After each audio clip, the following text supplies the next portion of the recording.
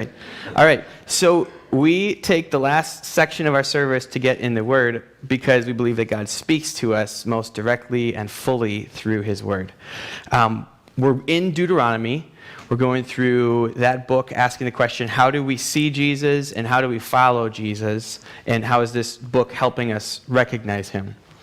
Before we go there, you can be turning over if you'd like to Deuteronomy chapter 7. I wanted to read you, though, a story from Aesop's Fables. So it's a classic. Maybe you've heard it before. This one was new to me this week, but I'd like to share it with you guys. So it's called The Lion and the Gnat. "Away with you, vile insect," said a lion angrily to a gnat that was buzzing around his head. But the gnat was not in the least disturbed. "Do you think," he said spitefully to the lion, "that I'm afraid of you because they call you king?" The next instant he flew at the lion and stung him sharply on the nose. Mad with rage, the lion struck fiercely at the gnat, but only succeeded in tearing himself with his claws. Again and again the gnat stung the lion, who now was roaring terribly. At last, worn out with rage, covered with wounds that his own teeth and claws had made, the lion gave up the fight. The gnat buzzed away to tell the whole world about his victory, but instead he flew straight into a spider's web, and there he who had defeated the king of beasts came to a miserable end, the prey of a little spider. So it's got one of those good twist endings, right? I like that story. As I was going through this week, I found that, and I was thinking, that's a great framework for us in thinking through Deuteronomy chapter 7. In Deuteronomy 7, we have this sort of call to action that God, through Moses, is giving to his people. And he's saying, you're going to come into warfare, and you're going to do battle, and there's going to be these big lion-type enemies. But the real danger is not those enemies. It's something smaller, and it's something more insidious, and it's the reason I'm calling you to action. And so we're going to look at that today. We're going to see how Deuteronomy 7 is a call for us to fight for our faith, a call to Israel to fight for her faith. It reinforces that Israel is Yahweh's holy people. And so when we put those two things together, what we see is that Israel is called to fight as God's holy people, and that has certain implications. We pray with me again as we read the Word of God. Spirit, we know you love to point to Jesus. We know you love to make much of him and make us delight in him and see him and yield to him. So we ask for that this morning. Ask that you would use your word to speak into our hearts and to draw us to Jesus, that you'd take down barriers that we might have there, that you'd offer us encouragement in places where we need encouragement. Ask that your words would remain, that they would fill this place, that they would be ringing in our ears as we head out. And then anything that needs to fade away, that would be forgotten. We ask this in the name of Jesus. Amen. All right. So Deuteronomy 7 begins.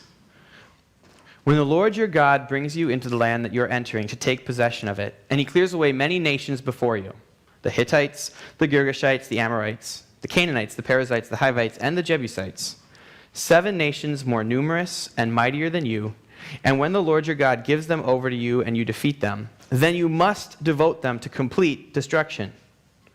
You shall make no covenant with them and show no mercy to them." We'll pause there. So the context of Deuteronomy, the bigger picture, is that God has taken his people Israel and he's brought them to the east side of the Jordan River in Palestine. And if you will, Moses is sort of standing there with the Jordan River behind him, and he's saying, we are about to go into the promised land of Canaan, and we're going to conquer this space. And there's a call for us to engage in warfare and drive the people out. And that's the background of all this. That's what's being said here.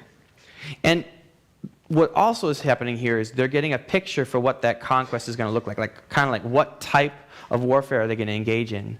And he says it's going to be complete, and it's going to be total, and you're not supposed to show any mercy. So that doesn't exactly sound like Geneva. This is different than that. And as the people are gathered and they're hearing Moses say, we're going into Canaan and we're going to conquer these lands and we're not going to show mercy. We're not going to allow these people to live with us in any way at all, period, end of story.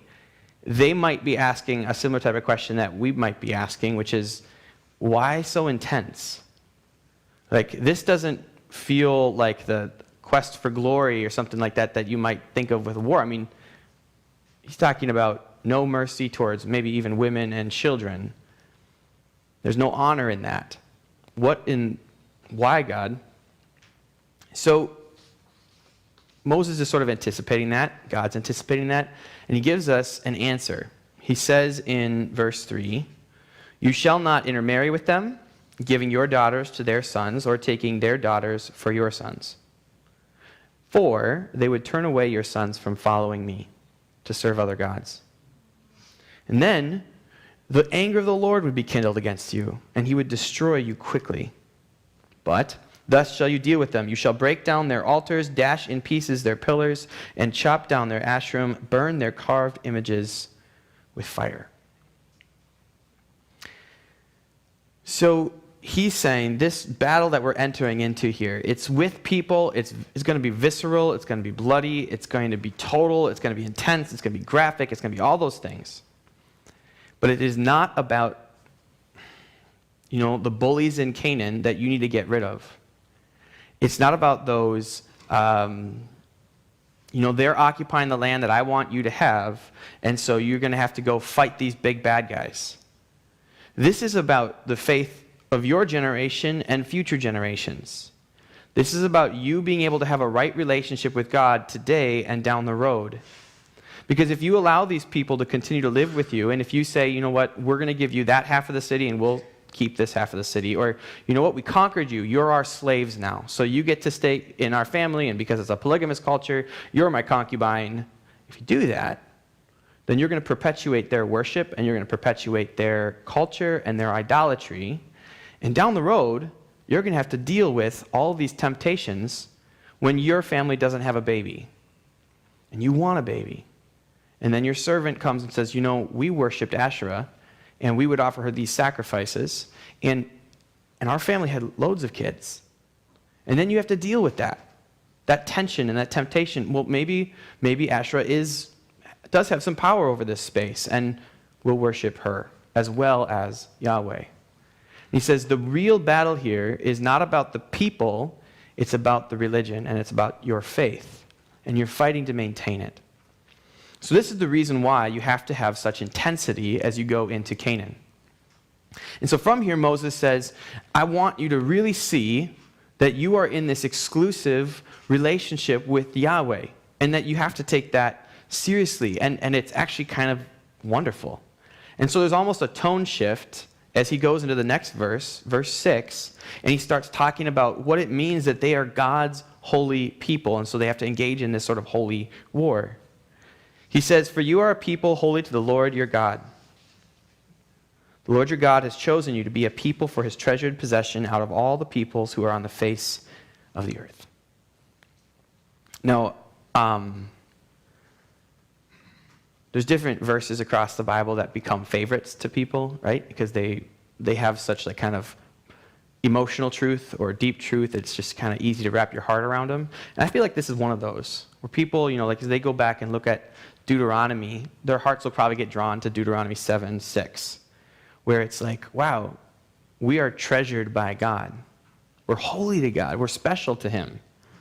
That's a pretty significant promise. And I think that's exactly what Moses wants right here. On one hand, he's calling them to this fighting for their faith. It's pretty graphic. It might be kind of hard to wrap their head around. And so he's like, let me recenter something for you. You are treasured by God. He loves you, and he's called you his own. He chose you. Out of all the options out there, he chose you. And he talks about this word holiness, or you're a people holy to the Lord your God. That's kind of the center idea. We often talk about holiness or somebody being holy, and we kind of point to God, and we say God is holy. But this time he turns it around, God is pointing at us, and he says, no, you're holy. And so I think that deserves a little bit of thinking. Like, what does that mean? Previously, God is, actually, let's do this. So if you take just the word itself, before it had any sort of spiritual connection, or before people were using it to talk about who Yahweh is and who God is, right? Before that, They might say something like, that is a holy pumpkin pie because it's gluten-free, and that's for our gluten-free neighbors who are coming over for Thanksgiving, so don't touch it. Because that pumpkin pie is unique. That pumpkin pie is different. That pumpkin pie is set apart.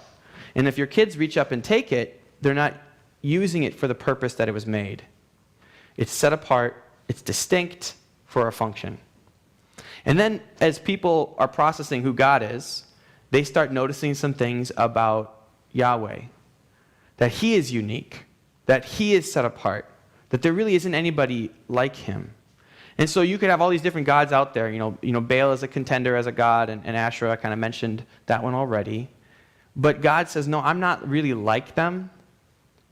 You can't just lump me in with them. For one, I created the whole world, and so nobody else has that claim. Right? I'm unique. I'm set apart. Two, I have power that they can only dream of. I'm unique. I'm set apart. I rule over all things in this universe. They cannot claim that. I am unique. I am set apart. I am holy. And my virtue, my understanding of good and evil is perfect and pure. I am holy. No one else can claim that. And these other gods don't lead you in that. I mean, you can kind of do your own research. I won't get into it, but you just pick a god, pick a deity, and check out their virtue, and then stack it up against Yahweh. He is good and pure and holy. And so we're used to talking about God that way, but now he's turned around and he's using this word sort of in the sense that it originally meant, set apart. And he's looking at Israel and he's like, Israel, you're my nation that I've chosen. Out of all the other options I had, you're my set apart nation. You're unique. You're not like anyone else. You're mine. And I think if I heard that, if I hear God telling me, you know what, you're part of my holy people, I'd have a question. I'd be like, why? Like, why did you choose us? Why did you choose me? Like, is it because we were just really, I imagine it might have something to do with, like, maybe I'm more noble, like we're more virtuous than the other nations. And so you're like, I'm going to pick that one. Or even, if you imagine, like, the recess, right? You've got recess, and you're playing like pickup football or something like that, and so you get to pick your teams, and you get first choice. So you pick the strongest one, right? Because you have the opportunity to get them on your side. So, like, is God going to engage with the world that way? No. I really wanted to say yes and just wake you guys up, because I feel like you knew I was going to say no. That's not really what he says. Verse 7 keeps going. It was not because that you were more in number than other people that the Lord set his love on you and chose you. You were actually the fewest of all peoples. And later on he's going to say, it wasn't that you were the strongest of all the cultures out there. He's like, if I wanted the strongest culture, I could have chosen Egypt. Egypt was the superpower of the day. If I wanted a people for my name that would really just like enhance my reputation in the world, I could have gone with Egypt. Or if I wanted, say, people who were more advanced with like wisdom and philosophy and stuff like that, I could have scrapped you guys and gone for the Greeks. There's all sorts of cultures that are more developed than Israel, that are more significant, that are more noble, that are more whatever. But he's like, no, I didn't choose you because of that. It wasn't that you were the prettiest girl in the room, and so that's why I picked you out. He says instead, it's because the Lord loves you. It's keeping the oath that he swore to your fathers, that the Lord has brought you out with a mighty hand and redeemed you from the house of slavery, from the hand of Pharaoh, king of Egypt. So Yahweh loves because Yahweh loves. That's the logic. That's his statement. He's like, if you're wondering why I chose you, Israel, it's because I love you. And if you're like, okay, I get that, but then, I'm feeling a little insecure right now. Why is it that you loved us so much? And he's like, well, it's because I loved you. And they're like, okay, no, I get that, but like, just work with me here. Why? He's like, okay, I'll level with you. It's because I love you. And the way I wrap my head around this, because you can feel how that doesn't always exactly work with our romantic relationships or friendship relationships. Sometimes we have to give them a reason. And I think of a parent and a kid, though. You never give your kid a reason. The reason I love you is because we went to the hospital, and all the babies were lined up, and you had the best eyes. And we chose you for that reason. Or with Lewis, he wouldn't really care about that. Well, he probably would like if I said that. But if I was talking to my other one, Tozer, and I was like, we were looking at all the other kids on the block, and we saw you outrun them all. And so we chose you as our child. Right? That feels kind of fun, kind of good, but then eventually that gets super unhealthy for kids. Parents who live that way and get to their high school years and stuff and being like, you need to be the best, you need to be the smartest, and you need to be the fastest. And the pressure that a parent puts on and says, and the kid hears, and then you'll love me. And it destroys the relationship. And it doesn't work. And so God here with his people, he's like, I love you because I love you, and that's safe. That's the way he treats his people. But he does add another element to this. He does also say, I love you because I love you, and because I've made promises to your fathers. And so if you walk into that, Israel's on its second generation. Israel's a nation. They've got a bunch of parents, and they hear this, and maybe they think, okay, yeah, I remember the stories that my parents or my fathers used to say about how they gathered around the mountain and God spoke, and he was like, you're my people, I'm your God. Live with me a certain way. Right? But why did he choose them there? Well, actually, we can go back further, right?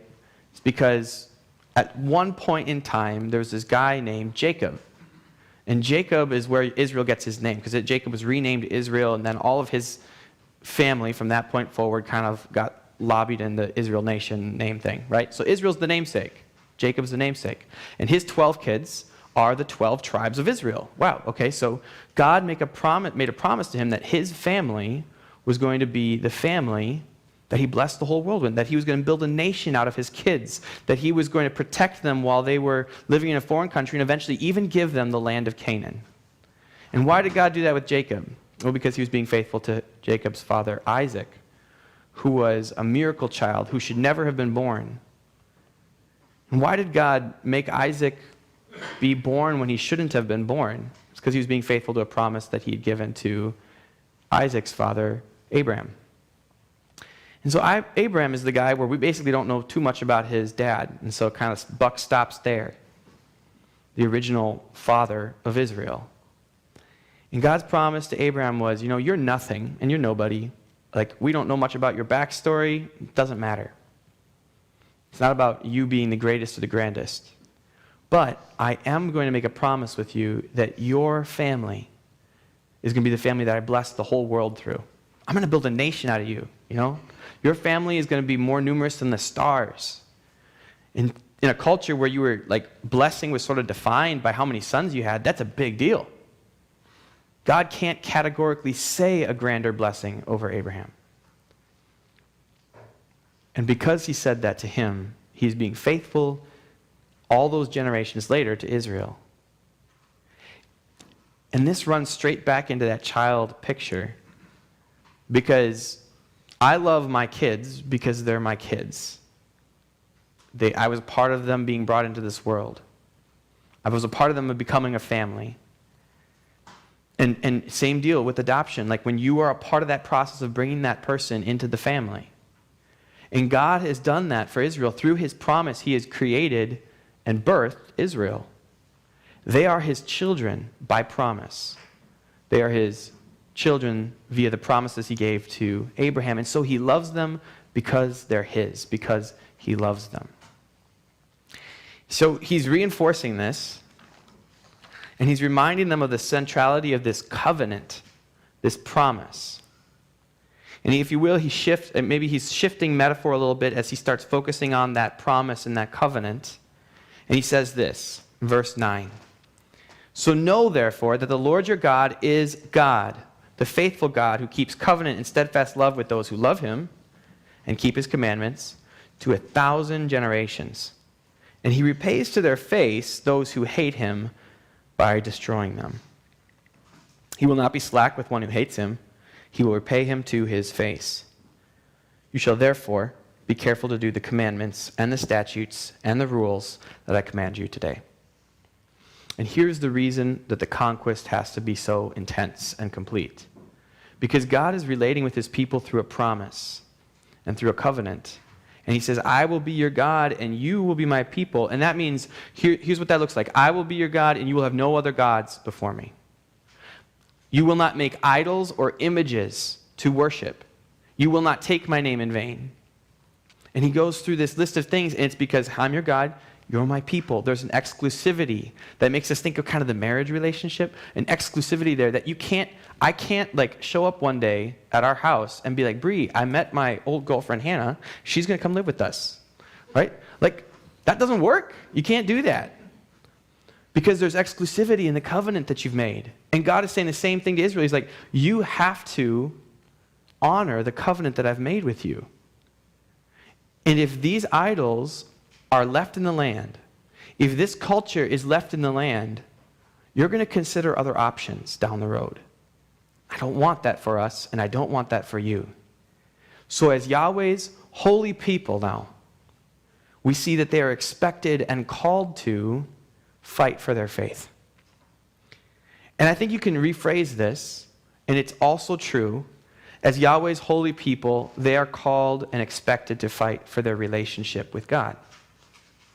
That this is the heart of Deuteronomy 7, that God has made a relationship and a promise and a covenant with his people. He loves them, and because he loves them, he calls them to respond in love to him with a holy love that's set apart and that's unique from any other worship, from any other God, from any other type of love. And so he calls them to war. Deuteronomy 7:16, you shall consume all the peoples that the Lord your God will give over to you. Your eye will not pity them. Not because the peoples God hates, but because the peoples will lead Israel into temptation down the road. Because the peoples will lead Israel to adultery with their God. And so the conclusion of the whole Deuteronomy 7 chapter in verse 25, talking about the idols and images, he says, you will not covet the silver or the gold that is on the images of their gods, or take it for yourselves. Otherwise, you be ensnared by it. You be trapped by it. Because it's an abomination to the Lord your God, and you'll not bring an abominable thing into your house and become devoted to destruction like it. Israel's God's holy people, and so therefore they need to fight against the things that will lead them to join the other nations in their worship of other gods. There's one more thing I think that needs to be said. If Israel is God's holy people and they've been called to fight for their faith and fight for their relationship, is this like a heavy burden on their shoulders for them to wear and to be like super nervous about? Like, what if we don't do it right? I don't think that's the way that God wanted them to see this, because the whole third act of Deuteronomy 7 is his promises over and over again to be the one who fights with them and for them. He says in verse 18, you will not be afraid of these peoples, but you'll remember what the Lord your God did to Pharaoh and to all of Egypt. They've got this story that they can look back at and see how God stopped the superpower from being able to protect its own borders. Because he said, nope, I'm going to go in there. I'm going to get my people out. That's their story. And he's saying that's going to continue to be true of you. I'm going to continue to be the one who saves you, rescues you, gives you this land. He says in verse 21, you will not be in dread of these people, for the Lord your God is in your midst, a great and an awesome God. Fighting as God's holy people means that there's this hand-in-hand thing where we're fighting for our faith. Israel's fighting for their faith and the faith of future generations, but they're doing that empowered by God. They go to battle, their blood's shed, but when they win, it's because God was present with them and empowered them and caused chaos amidst their enemies. God fights with his people, and we rest on him for that strength. So going back to that opening story, right? The lion and the gnat. And the gnat gets stuck in the spider's web down the road, or afterwards. The danger in this story is not the strength of the military in Canaan. That's what Israel's processing through as they look across the Jordan River. They look in there like, we've got so many people we've got to take out. God promises it won't be an issue. But the lion isn't the danger to the gnat. It's the spider. Honestly, the women and children in Canaan pose more danger to Israel than the men of arms. Because the women and children will join the camp. The women and children will be taken as brides and as slaves and as servants. And they're not going to forget the culture that they came from. And so they cannot live with them.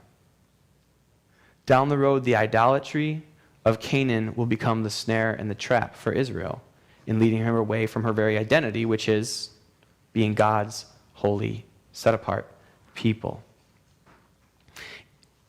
And I want to jump to a story here real quick, but before I do that, I felt like I would have a logic jump if I didn't mention this. We don't talk about idols in the U.S. along the lines of having Baal and Asherah. And if you've been around, I've said this before, but in the U.S. and in Western culture, our idols take the form of various isms, like materialism or consumerism or individualism. They take the forms of, I'm going to give this kind of working definition, whatever is out there that our culture gives us so that we can get the good life. Sometimes our culture says, if you work hard enough, that's how you solve the issues in your life. If you read enough books, that's how you solve the issues with your life. If you practice yoga or have this dieting regime, that's how you unlock the secret to living the good life. And so become a disciple of this thing. Center your life around this idea or this principle or this habit. And when you're feeling down and broken, when you're feeling insecure, like you don't belong anywhere, when you're just like angry with yourself, turn to this thing and feel good. That's idolatry, right? It's the same deal. In Canaan, they said, if we want kids, if we want to live healthy, if we want to have good crops, we turn to Baal, we turn to Asherah. If we want kids, if we want to be healthy, and if we want good crops, what do we turn to? That's idolatry. Okay? So with that principle in mind, I wanted to share this story, asking the question, what do we learn about Jesus in this text? What are we learning about us? So last night, I was kind of coming to the end of the evening. It was just after dinner, and I got an email about work. And I basically, it was a couple different things that I hadn't done well. And there they were, and I was like, oh my goodness, I've got to get this done. I've got to work on these things. And I started to feel a little bit anxious inside and kind of beat up, angry with myself that I had not performed in the way that I wanted to perform. And then I started thinking about this morning service and the message, and I started thinking about the need to do that, and then where am I going to find the time to hit this deadline for this other thing, and that feeling inside, like I ended up like curling up on the couch, just feeling kind of sick to myself, because I started getting all anxious about the fact that I didn't think I was going to perform very well in the next few days in terms of work. And then I think, if I can't perform at work, then that means that I really suck in all these different ways. And I started being angry with myself and this. I don't know if you guys have been there. Maybe. And then a couple things happened. First one was Bree saw that, my wife, and she encouraged me. She just offered encouragement. And that was good. Second thing was a scripture came to mind that I'm trying to process through about hypocrisy. And what I really wanted to do in that moment, kind of mid-evening, there's still lots of time before bedtime for the kids and stuff. What I really wanted to do was just go check out from the family and go watch a TV show and just be there for the next few hours, not thinking about anything and not feeling anything. So I wanted to do. But then this text comes to mind and says about hypocrisy. I'm like, that's not what I want for you guys, right? Okay, so then I'm stuck on the couch, curled up, and I'm like, I want to go do the TV show. I feel sick. I feel like I don't want to put any energy or effort into fixing this situation. What am I supposed to do? And then I'm being called a hypocrite in my head as I'm maybe the Spirit's kind of helping me out here with identifying not responding well to this. And so I was like, okay, fine, I'll read Deuteronomy 7 because that's what we're doing tomorrow. And so I went to the center of the text, the heart of it, where it talks about this. So I read this, and I was thinking about what I was going through and thinking about what it said. And it says, "For you are a people holy to the Lord your God. The Lord your God has chosen you to be a people for his treasured possession out of all the peoples who are on the face of the earth. And it wasn't because you were more in number than any other people that the Lord set his love on you and chose you, for you were the fewest of all peoples. It's because the Lord loves you and is keeping the oath that he swore to your fathers."